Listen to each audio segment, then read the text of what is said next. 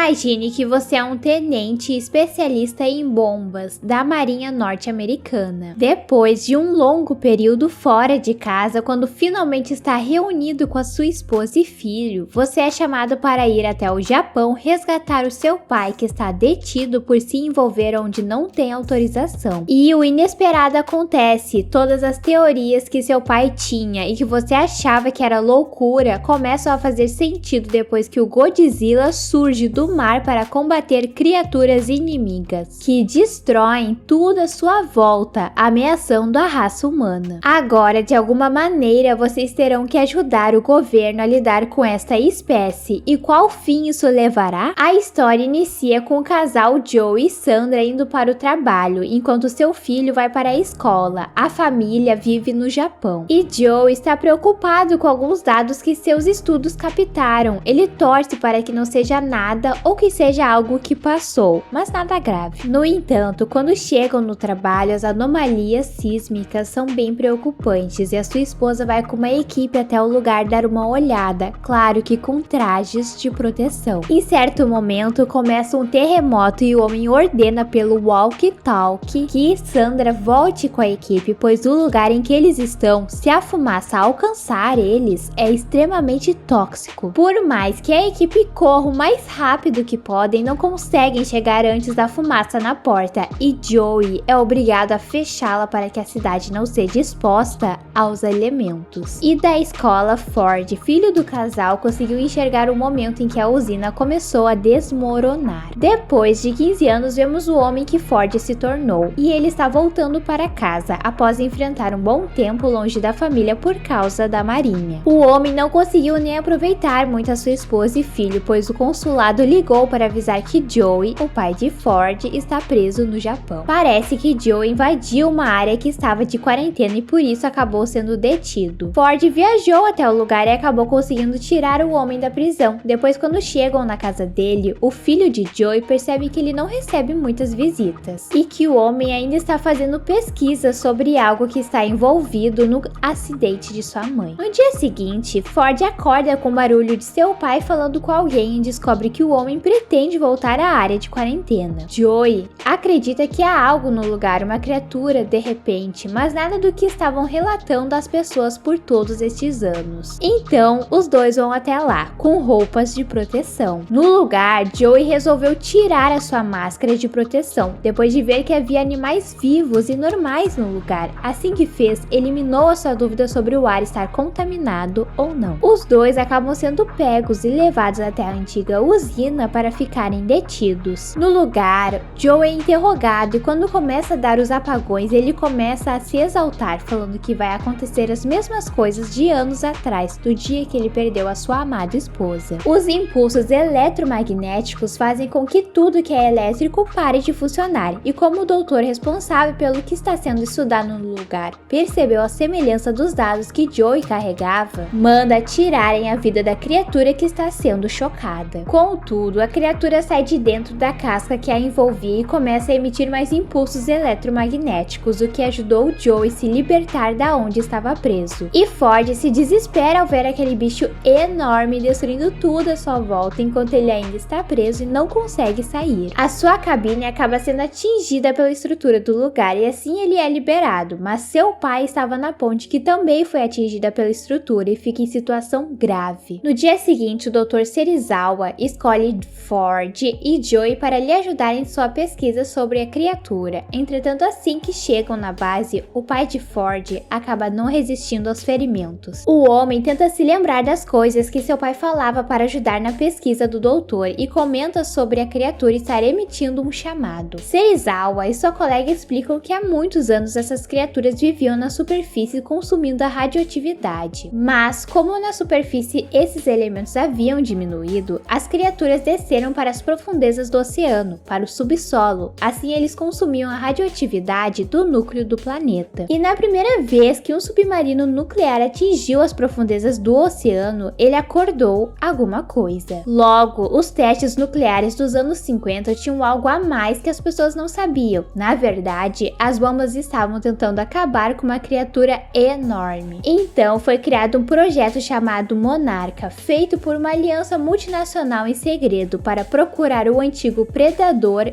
Alpha, pois ele voltou para as profundezas depois dos ataques. Nas Filipinas havia sido encontrado há 15 anos um fóssil de outro animal gigante, contudo a criatura já estava sem vida. Fazia tempos por causa daquela espécie de animal que Ford havia visto hoje. Depois do que o animal fez nas Filipinas, ele foi até o Japão para chocar o seu ovo na empresa em que seu pai e mãe trabalhavam na época, para que o filhote consumisse radiação e crescesse. Assim ele se tornou a criatura que o homem havia visto mais cedo. Agora esse recém-nascido está por aí procurando por comida e se ele não encontrar logo, irá acabar despertando a criatura responsável por restaurar o equilíbrio. Ford vai para o Havaí para que de lá possa pegar um avião e voltar para sua família. Quando ele está em um trenzinho, o menino acabou indo parar dentro e seus pais não conseguiram pegar antes que as portas se fechassem. Então o homem fica cuidando da criança até voltarem para a mesma estação e poder devolvê-lo. Entretanto, no caminho, a criatura enorme está naquele lugar e acaba destruindo a linha que o trem seguia. Assim, Ford tem que dar o seu máximo para que evite cair e segurar o garotinho também. Mas depois de todo o esforço, a criança reencontra os seus pais e Ford pega um avião com soldados que irá para o lugar que ele queria. O Godzilla acordou e foi até o local para combater o seu inimigo, contudo a criatura bateu as suas asas e voou, então o rei dos monstros voltou para a água para se deslocar até o lugar que a criatura for. O doutor acha que essa criatura que apareceu no Japão não estava chamando Godzilla, mas sim outra de sua espécie. A equipe até tem noção de outra criatura que estava aos cuidados dos americanos. E quando vão verificar qual o estado dela, o animal já estava solto. Ao mostrar as imagens da criatura que estava descontrolada atacando a cidade, o doutor repara que ela não tem asas e se trata de uma fêmea. Logo percebem que o macho havia feito o chamado para acordar a fêmea para acasalarem e se reproduzirem. As forças montaram um plano para lidarem com os animais. Eles irão usar radiação para atraí-los até a costa e com uma bomba os explodir. O doutor sugere outra coisa, que deixem o Godzilla acabar com os inimigos. Ele acha que o animal apareceu para restaurar o equilíbrio, mas as forças acham isso uma loucura. Voltando a Ford, o avião teve que mudar o seu destino, pois os soldados foram designados a combaterem a outra criatura que apareceu. A missão neste momento é tentar chegar com um míssil que irá atrair as criaturas até São Francisco através de um trem, e Ford consegue uma vaga no transporte. Depois de ressaltar que os comandos nele devem ser manuais, já que com os impulsos eletromagnéticos que as criaturas dão, ele não iria funcionar se fosse analógico. Antes de embarcar, Ford liga para sua esposa Ellie para avisar que está tudo bem e que chega na manhã seguinte para tirar ela e seu filho do lugar. No caminho, o trem acaba tendo que parar e Ford junto a outros soldados vão na frente para revisarem se a ponte ainda está de pé para o trem passar. Acontece que a criatura está no lugar, mas devido à escuridão da noite, os soldados não perceberam de cara. E Ford acaba vendo ela passar bem pertinho, depois o animal destrói o trem. No dia seguinte, Ellie fica esperando seu marido aparecer, mas no fim acaba mandando seu filho para um abrigo para que ele fique mais seguro, enquanto ela fica no lugar para ajudar os feridos que não vão poder ser transferidos. E o filho do casal acaba vendo Godzilla de pertinho também. O animal aparece na ponte que o ônibus estava atravessando com as crianças e graças ao motorista que é ágil,